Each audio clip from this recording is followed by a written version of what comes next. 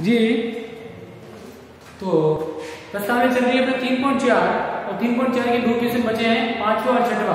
तो पांचवा और छठवा क्वेश्चन करने से पहले मैं आपको कुछ नियम बता रहा हूं, जो नियम आपको याद रखने हैं। विभाज्यता के कुछ नियम है, 4 नियम है और विशेष नियम इन्हें कहते हैं। 4 विशेष नियम क्या है? जैसे पहला नियम है, यदि कोई संख्या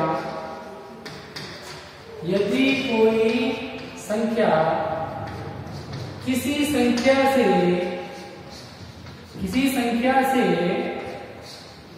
विभाज्य है तो वह संख्या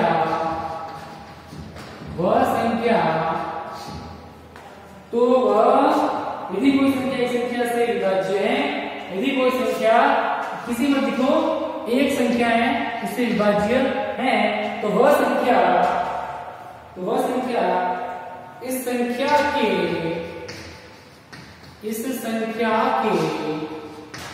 प्रत्येक गुणनखंड से भी विभाज्य होगी।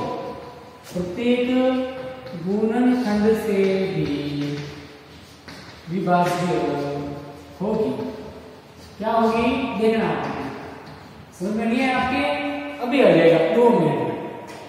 यदि कोई संख्या मान लो एक संख्या लिखी मैंने 36, यदि कोई संख्या एक संख्या और लो, जैसे मान लो लिखी अपने 12, तो 36 कोई संख्या है, उसमें एक संख्या है 12, ये कोई संख्या कौन सी है? कोई भी संख्या ले लो और उसमें 12 ये एक संख्या है।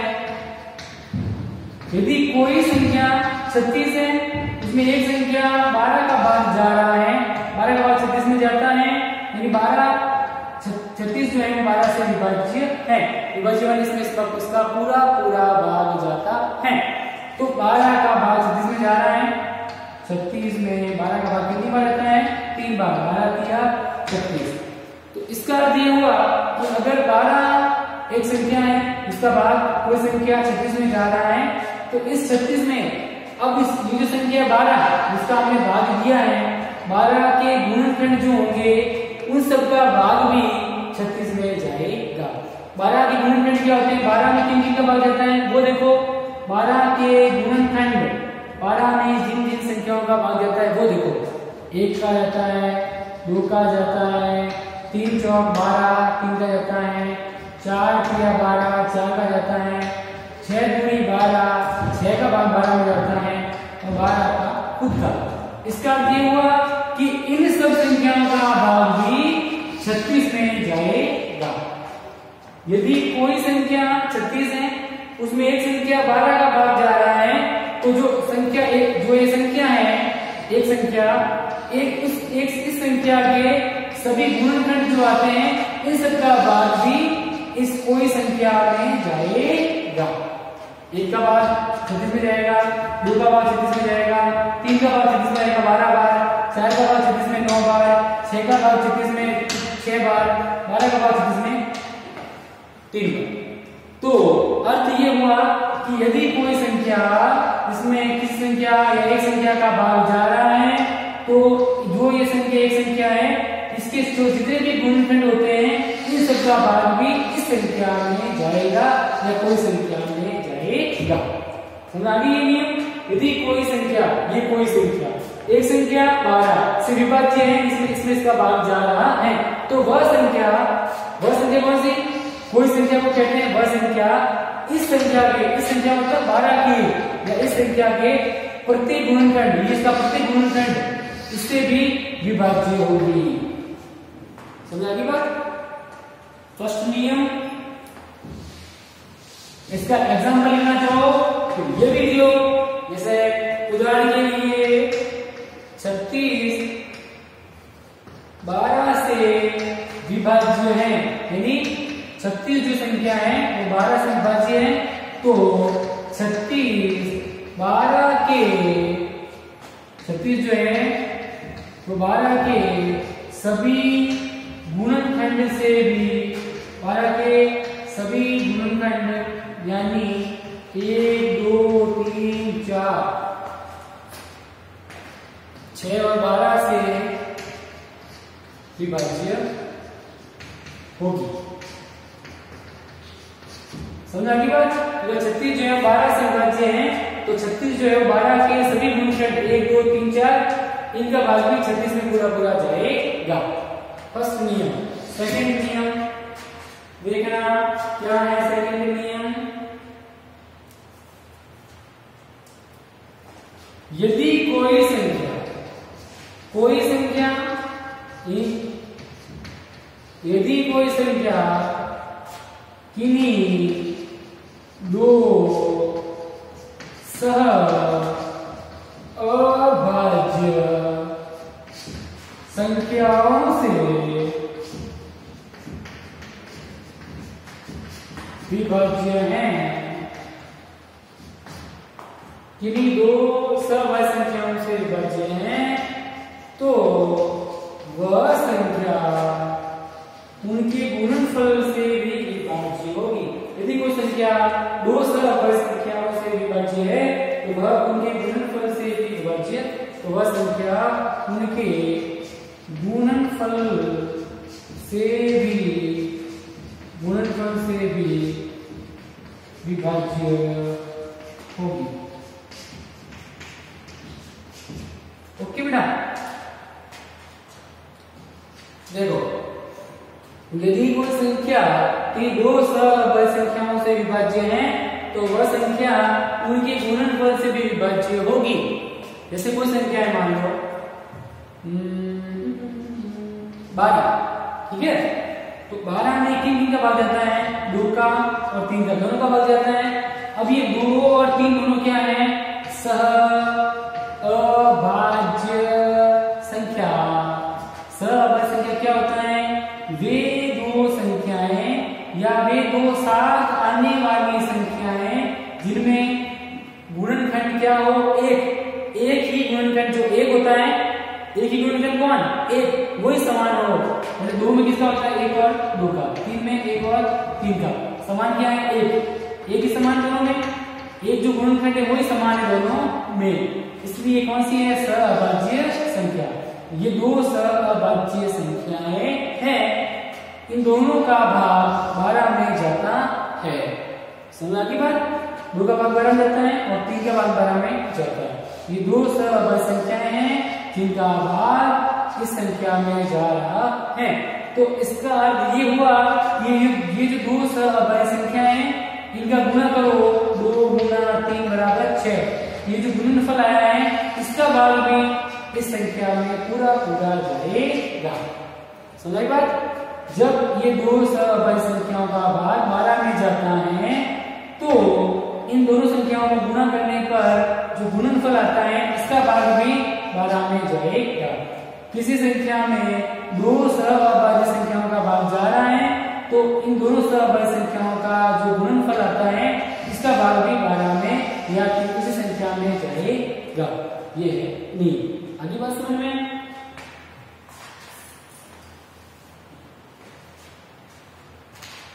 इसका भी लिखना चाहो तो लिख लो। जैसे लिखो, जैसे 12 संख्या 12 है, 12 संख्या 12 2 व 3, जैसे लिख दो 12 संख्या सहअभाज्य संख्या 2 व 3 से विभाज्य हैं तथा 2 गुणा 3 बराबर 6 से भी 2 गुणा 3 नहीं, दोनों सहअभाज्य से गुणा किया तो गुणनफल आया 6, तो गुणनफल से भी ये 12 विभाज्य होगा। दो सहअभाज्य संख्याओं से 12 में दो सहअभाज्य संख्या का भाग जाता है, इनका गुणा करने पर जो संख्या आएगी 6, उसका भाग भी इस संख्या में जाएगा। ठीक है, 2 गुणा 3 बराबर 6 से भी 12 विभाज्य होगी या होगा। थर्ड करो। थर्ड क्या है?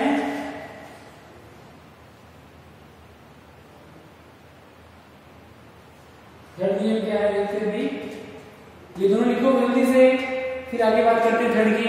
लिखो जल्दी।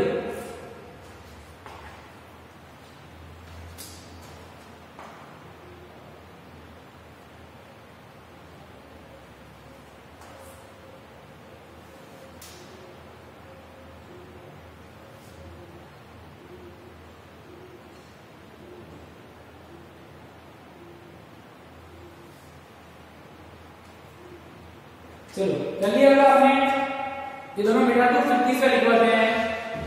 तीसरा नियम के बड़े अच्छे नियम है, समझने लायक है और आपको आने भी चाहिए।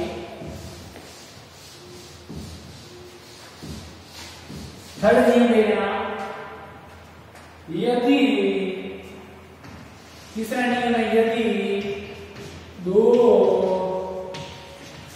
दी हुई संख्या,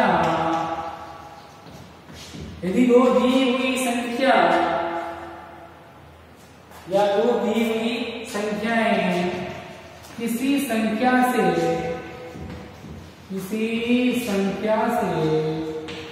विभाज्य है तो क्या होगा, इन दोनों संख्याओं का, तो इन दोनों संख्याओं का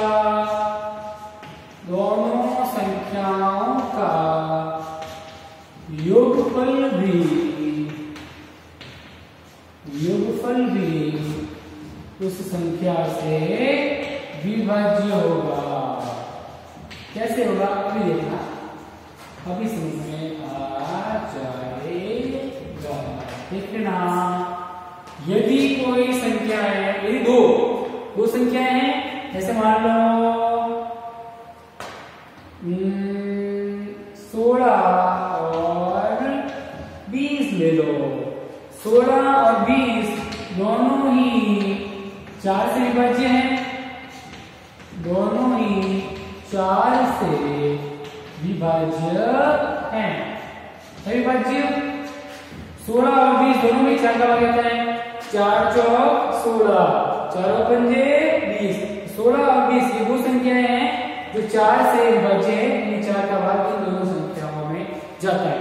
अब इनका योग कर लो, इन दोनों संख्याओं का योग, इन माना कि 16 और 20 दोनों ही संख्याएं, माना कि है, ये तो माना नहीं है, जैसे 16 और 20 दो संख्याएं और दोनों में 4 का भाग पूरा जाता है, दोनों ही 4 से विभाज्य है, तो इन दोनों संख्याओं का योग कर लो, इन्हें जोड़ कर लो, योग इन दोनों का योग 16 प्लस 20 बराबर कितना आता है 36। तो इन दोनों संख्याओं का योग जो आएगा उसमें भी 4 का पूरा भाग जाएगा।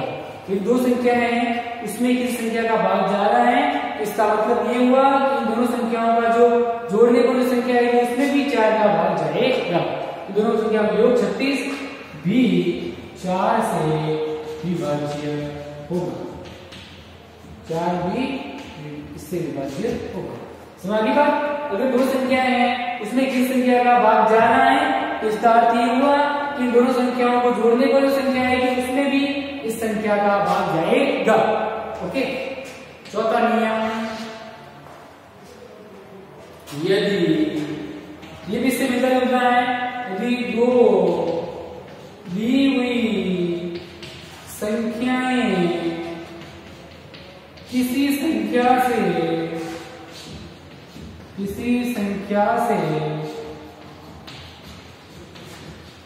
विभाज्य हैं तो इन दोनों संख्याओं का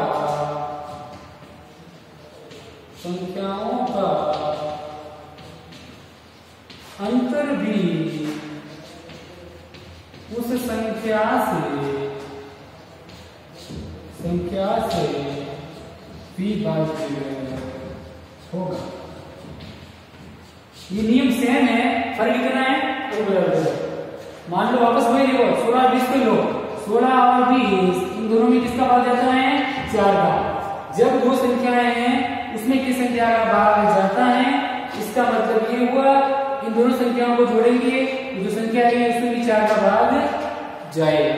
दूसरा ये है, ये नियम क्या कह रहा है, चौथा नियम ये कह रहा है जब दो संख्या दी गई है और दोनों संख्याओं में किस संख्या का भाग जा रहा है, इसका अर्थ ये हुआ इन दोनों संख्याओं का अंतर करो, अंतर यानी बाकी, अंतर का सीधा मतलब क्या होता है बाकी। कहीं पूछ ले अंतर करो तो बाकी कर दिए सीधा। तो 20 में से 16 घटाओ, बचे कितने बचे 4। अब इस 4 में भी 4 का भाग पूरा पूरा जाएगा, एक बार जाएगा ना। अगर किन्हीं दो संख्याओं में किस संख्या का भाग जाता है, किन्हीं दो संख्याओं में किस संख्या का भाग जाता है, इन दोनों संख्याओं को जोड़ेंगे तो जो संख्या है उसमें भी 4 का भाग जाएगा। इन दोनों संख्याओं को दूसरे में से घटाएं और जो संख्या है उसमें भी 4 का भाग जाएगा। ओके, क्योंकि दो संख्याओं में यदि संख्या का भाग जाता है तो इन दोनों संख्याओं को घटाने पर जो संख्या आएगी उसमें भी उस संख्या का भाग जाएगा। ठीक है ना। जैसे आप लिखना, ये कई उदाहरण लिखना ताकि समझ में आ जाए। जैसे 16, 20 संख्या है 4 से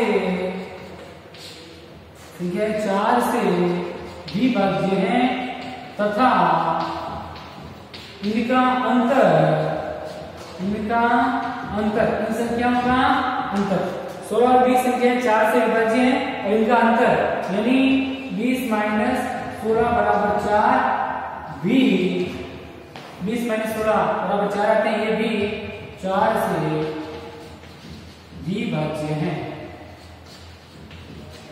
ओके, कर लो इसको, फिर आगे बात करते हैं। चलिए ठीक है, नियम मैंने आपको बता दिए हैं, इन नियमों को याद कर लें और अच्छे से दिमाग में फिट कर लें। ओके, तो आज के लिए इतना ही। Good bye, thank you.